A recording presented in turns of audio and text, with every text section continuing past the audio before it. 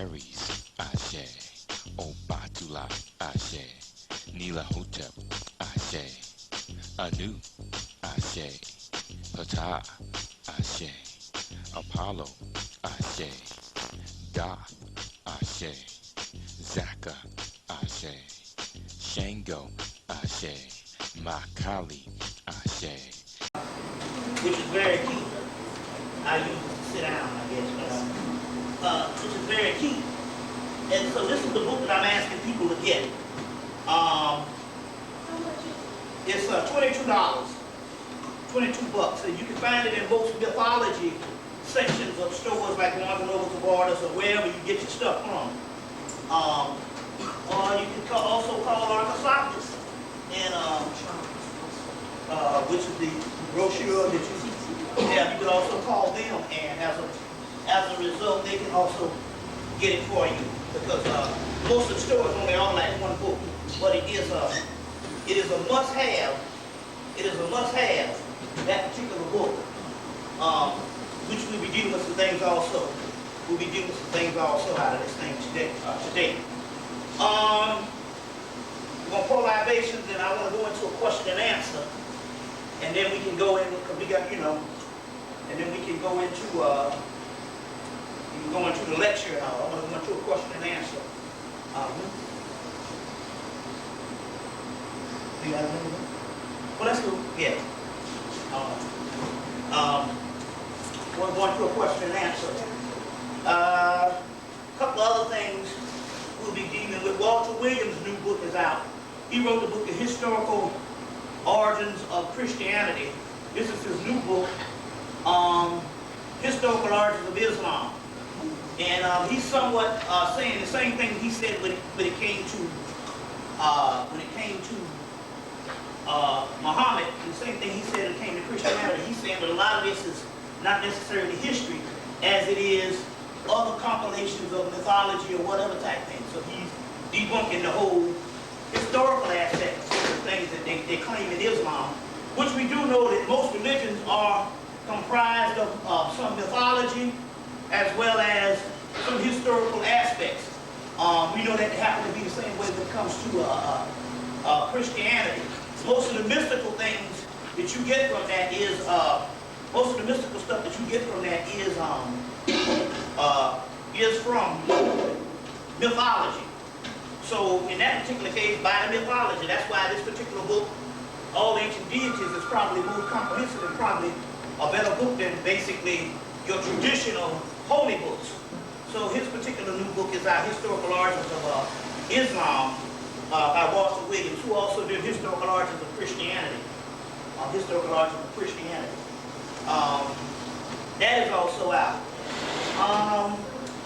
Let's see, what else?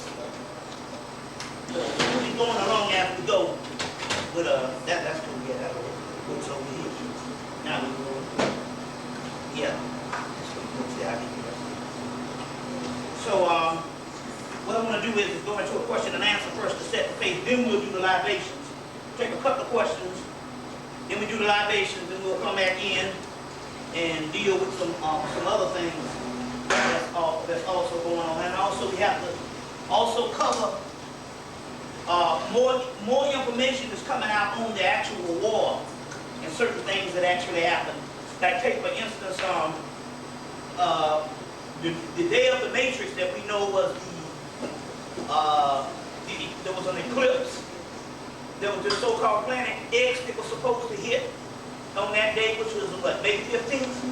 Planet X was supposed to hit on that day. It was an eclipse. A couple of things that happened during that particular time when they released that movie.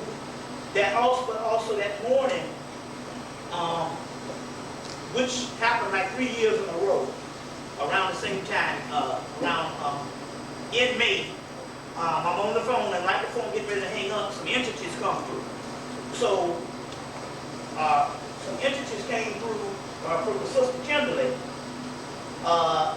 and I asked, she said it was a real primordial entities, about 5 or 6 of them. And I said, well, can you give any names so I said, we can't do much do with anything if we don't have any names to invoke.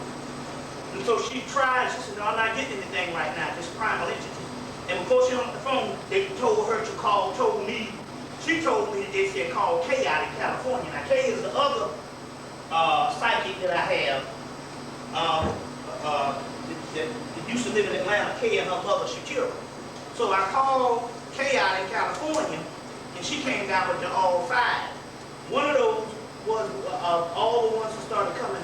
It started coming March 2001.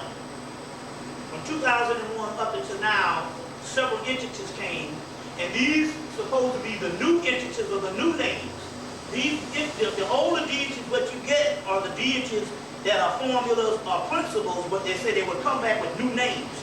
So the actual new names, and as a result, we're up to about 28 of them. 28 of them. So 6 more came on the 5th of May.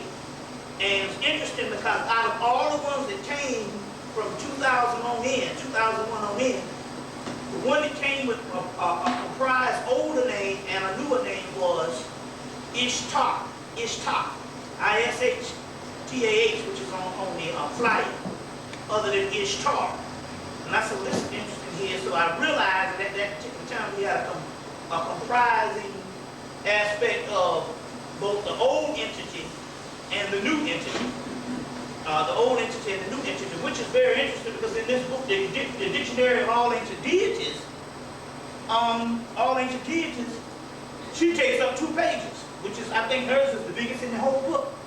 Because it was a multiple deity comprised of several other deities. But it came back as Ishtar, and also Ishtar was actually the goddess over Iraq. So now this stuff comes into the backyard. So you got the goddess of Iraq, and as a result, we knew that this had something to do with the war, which we'll get into, which we'll also get into. But there's also the 26 deities, but we do have now at least 11 active deities, which we call in the people to work with. And as a result, you get more result because the simple fact here is the other deities, working with the other deities is almost like you working with those deities, but over 1 million other people working with those deities. So you kind of can get the sense of what kind of energy you're going to get when there's 1 million other people pulling at a particular entity. You see what I'm saying? So we're talking about basically something being as saturated as air. You see, so it is key to get a concentrated entity. Like I said, like I've been saying since this stuff came, I'm glad that it came from 2 sisters. And in actuality, one came from a sister from Chicago about a week ago, about a week ago, and another one came from another sister here from Atlanta. So we're getting, and it's always the females that come up with this. It's like the movie Minority Report when they showed that the female deity was the one that could tap in the most. So we also got that particular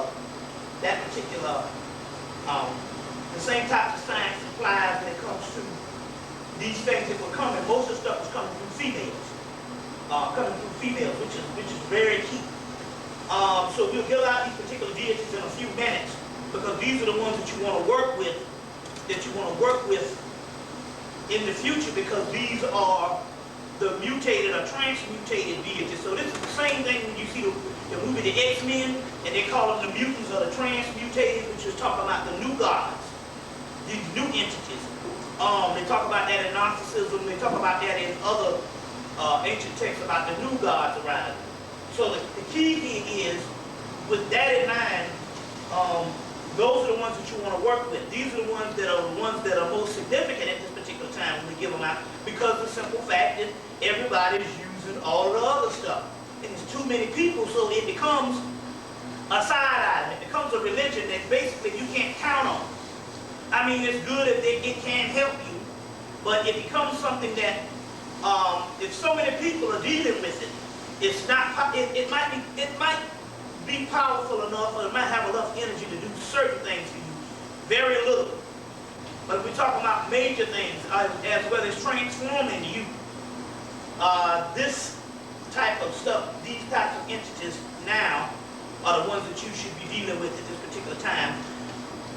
Mainly so because they have something to do with your soul and your body. So this is different than elemental forces that was outside of the soul or outside of the body. These particular entities went through the same lockdown, the same slavery process, or the same thing that humans went through, as far as us coming down and being trapped on the physical earth and having to rise back up. These particular entities here are nothing but components of your own soul. So it is key to use them than an outside force because they are directly related to your own soul. Related to your own soul, which is very key.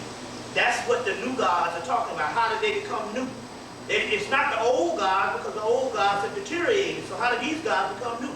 These gods were asleep for thousands or millions of years, and now they have come back online, or they have regenerated themselves. Well, the mystery again is, how can they be asleep? Well, where were they? They were inside of us, in so many words. So we're talking about entities that is directly related to ourselves, our bodies, our chakras, our minds, and everything. And it's nothing but a redoing of your own self. And this is the formulas that come out of the entities that's also in us, because we know that we are not separated, we are one. So these particular entities, and I've been giving them out, everybody got the takes the last couple of months, but I want to give these things out again. As far as there's at least 11 of them. So we add on a couple of ones, and we have 28 in all, but there's 11 of them that's active in the aspect of you can start using them. The other ones have to go in and have to do the work on them and find out exactly what they do. But it's interesting because one of the chief ones is Ishtar, so which is key. You just find out in this particular book, and we're not going into some of the information tonight, what that actually was and what is actually happening. Anyway, what we're talking about here, we're talking about a response, or we're talking about a response or a report from Iraq. We're talking about a report or a response from what went on the spiritual side of a particular war. When they come back and all this stuff. Now here's a man that haven't been able to find him at all, and he's been all in Europe and stuff, buying marijuana and different stuff like that. Then all of a sudden, now he's gonna come back and they can find him. And they got the gall to go in the woods and show us some fucking cardboard boxes of some sugar plants. They say he's been hiding out here for 5 fucking years. Shit, Daniel Boone will be dead after she's hiding out for that shit in 5 years in some fucking cardboard box. We supposed to believe this shit. Nobody can find him in this cardboard box and shit for 5 years, or 6 years, or whatever. You know, and they said been hiding out this way, but they just all of a sudden gave it in the stupid way they see it. Which I think they're testing the people's mind. He walking down the street go, hey, I'm Eric Rudolph. Somebody stop him and say, I'm Eric Rudolph. You know what I'm saying? Don't put up no fight or nothing. So this stuff is crazy. But here it is again. We got to dig deeper into why they were over there, as well as what is the response, and not just the response in theory, but the reply, which this Ishtar particular entity is the reply. It's almost like something waiting on its queen bee or its queen ant to activate stuff. It is the return of the Shekinah, the return of the Malkuth, the fallen daughter, and all the stuff in mystical aspects. It is the return of that. In so many words, how is that related to us? Because we're still not looking for an entity outside of there. This is just a most severe strain of the Kundalini energy. And although you do have the Kundalini energy within you, there's different levels that come in at certain times. So apparently what is going on here is since a certain amount of consciousness has come back within the last 10, 13 years, it was a degree of energy that came within the human body. And that did a certain amount of elevation, illumination, knowledge, or whatever. Then another degree came. Then another degree. This is the most severe form of the same Kundalini energy. So what we're finding out now here is that you do have the Kundalini energy, but there's different degrees of it. Well, that would have to be true because we know that just by different people on earth that don't have pineal function has Kundalini energy, so we know that they must be having a light strain of it.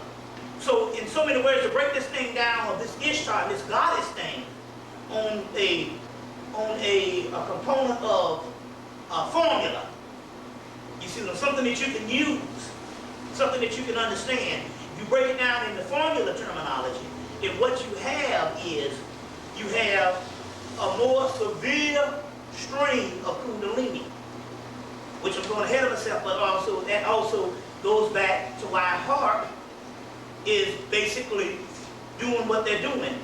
Not only are they messing with the weather, but they are also sending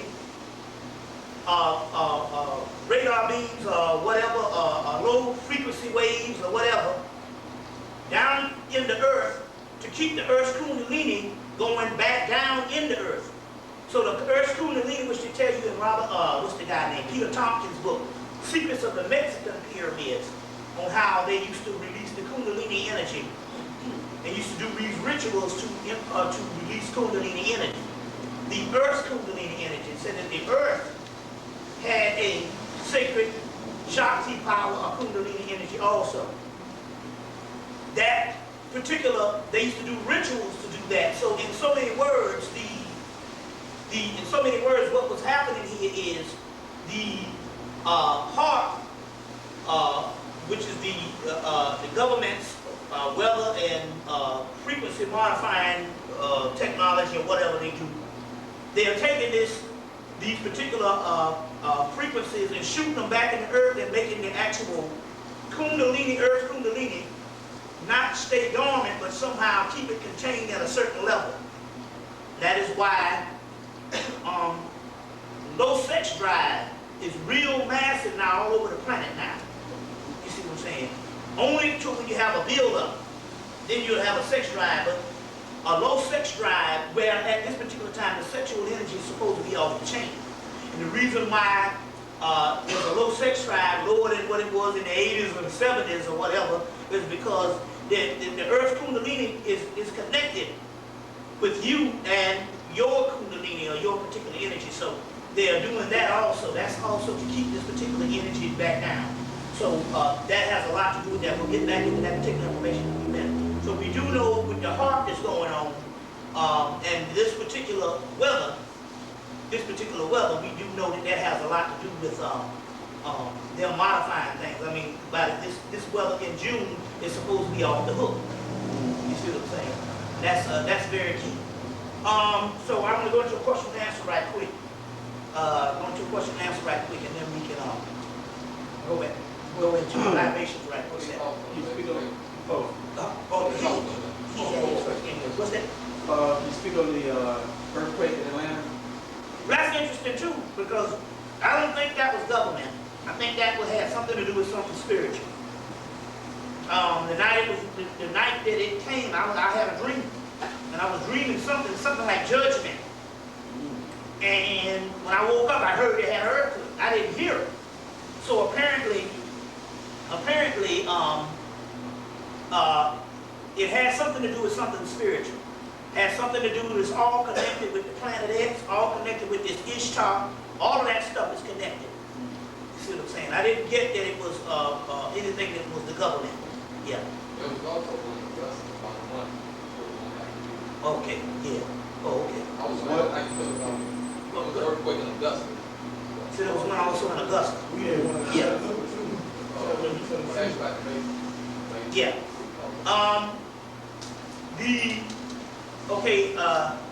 We do know that they're setting it up for the final, for the third installment, which is the Matrix movie.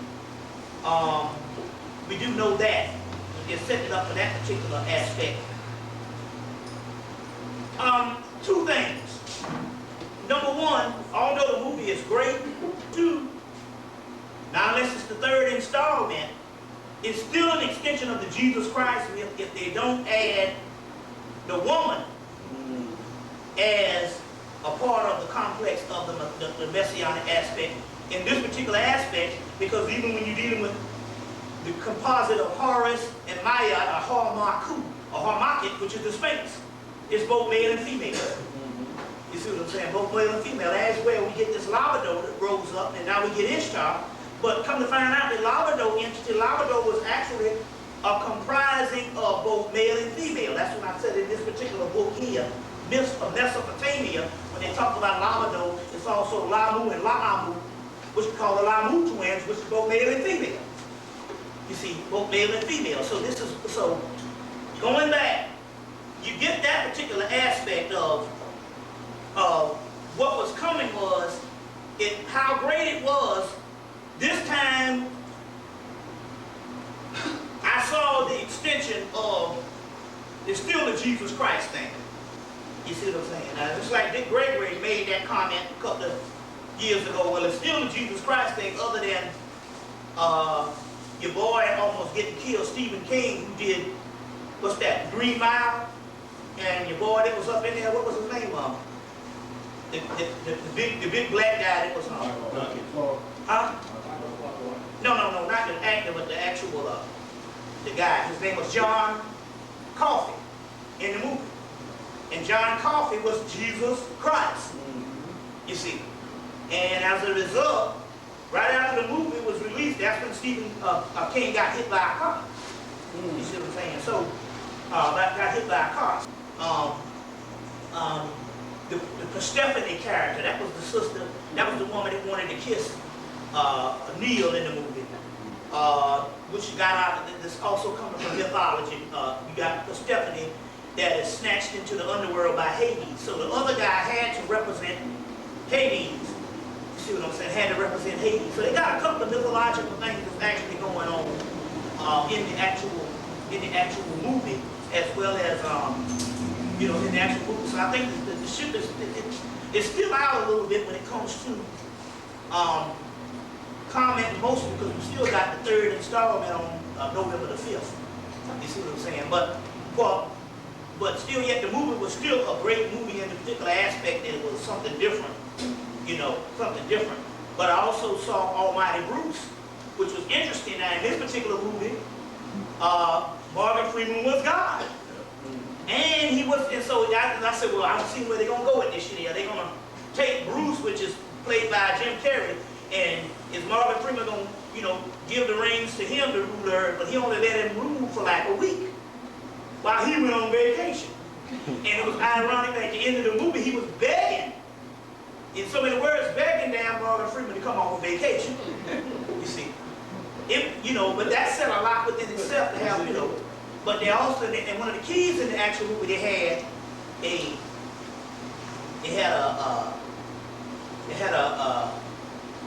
Morgan Freeman, when he went to go see Morgan Freeman, there was a janitor that was played by Morgan Freeman, and an electrician.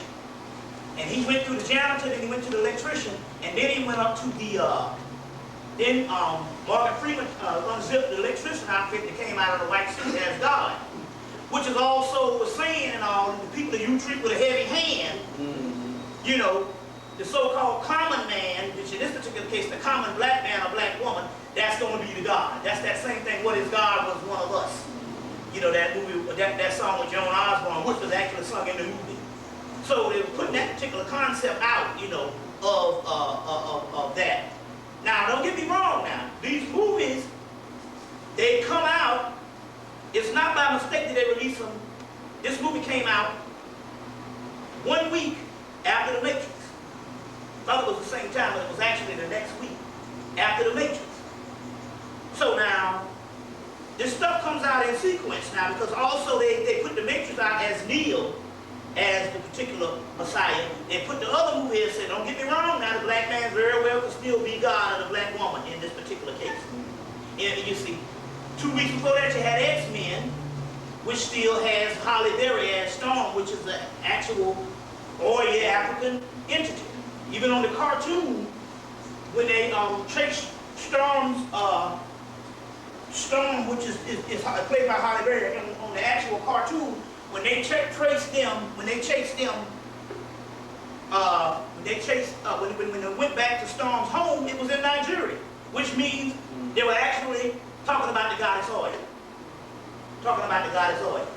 It was actually in Nigeria. So you had that aspect because out of all the peoples, that was a historical character. You see, a mythological entity from a traditional African religion out of all the people and stuff. You see what I'm saying? Out of all the people.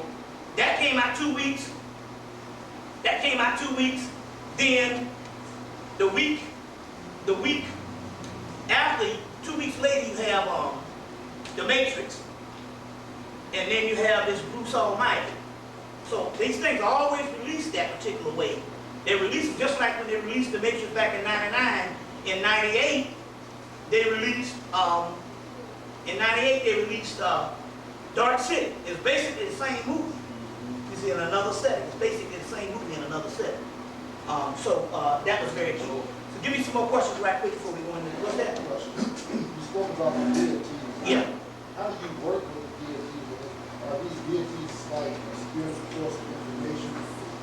Well, these are actually living entities. They're actually living entities that are, not only are they living entities, they're the return of any ancient deity that you used to work with. So you would call upon them just like you call upon a family member. See, it's more of an ancestral thing now, which we'll get into also as we go. So you want to call upon them the same as you would call upon a family member. And as a, they say Jesus as your personal Lord and Savior, Well, you know what I'm saying? But the key here is you would work with them, but this time you're going to work with them, although they are formulas, and there are energies, but there are also intelligences, as well as there are actually forms of the soul, although they're connected. Now, the best way to call on them is to talk with them just like you was talking to some aid, or spiritual aid, or somebody that's aiding you in the physical body. So, this is more hands-on. This is something that you can personally communicate with, because they personally communicated with us to bring their information through. You see what I'm saying? Bring their particular information through. And they're more concentrated, so you can do that. The other way is, if you're going to do a ritual with them, is like I said before, is to think of your own ritual to deal with that. We'll go, and I'll go into a little more what we can do with that also when I give you the 10 names, the 11 names, the 11 names and all. When I give you the 11 names, we'll deal with that. Like I said, there's 28 of them in all. All of these started coming during the millennium. You see what I'm saying? So give me some more questions right quick before we. What's that, brother? Those low frequencies that you were talking Yeah. about, that's pushing that energy back. Yeah. No, it don't matter. See, they really can't stop nothing. They just they're thinking they're delaying it, but as far as what she's talking about with this energy, when the summer solstice or whenever the catalyst or whatever it is, it hits, part 2 coming out this summer. This is the book, but you can get the movie and they talk about it. You see? And this book was put out in 1959. This is very key on how this whole thing is going down, but it's bigger.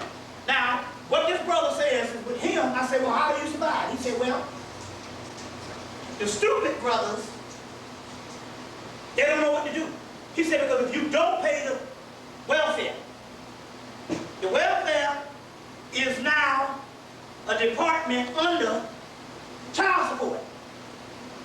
With child support, if you don't pay them, you go to jail. See, with any other kind of loan, if you didn't pay it, you got loans you didn't pay back. I tell them motherfuckers, they called me in 97. They said, well, you had a loan from 85. I said, I've been squatting. We heard that before. I said, well, check your thing. Do you have anything? Because I ain't worked on the Social Security since 1987. Since 1987. So I said, I've been squatting. And, so like I said, well, they said, well, this is not going away. And I said, well, who pays your loan? She said, nobody. I said, well, find the same motherfucker to pay mine.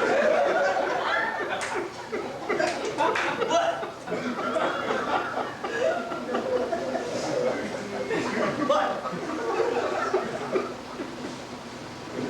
going back, if you don't have a loan, if you do have a loan and you default, it can go into the same thing. Now, because of the simple fact, you're not a citizen. And so therefore, before, based on the privileges, at this particular time, I could get away with the shit. You see what I'm saying? But if they are to revoke it, if they or to revoke something, or decide to, revoke these privileges, then again, we become rogue terrorists and every other kind of thing.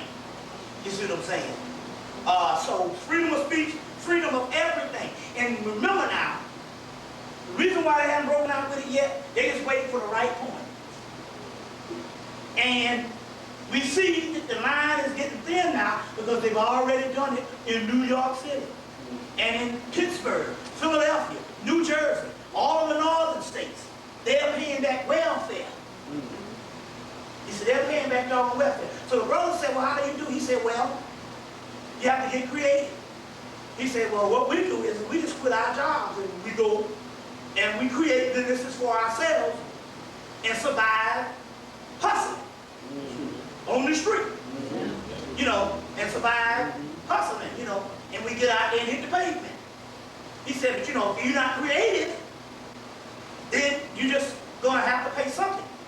So they have to pay something. So he said, so by us quitting the jobs, we are only allowed to pay $25 a week.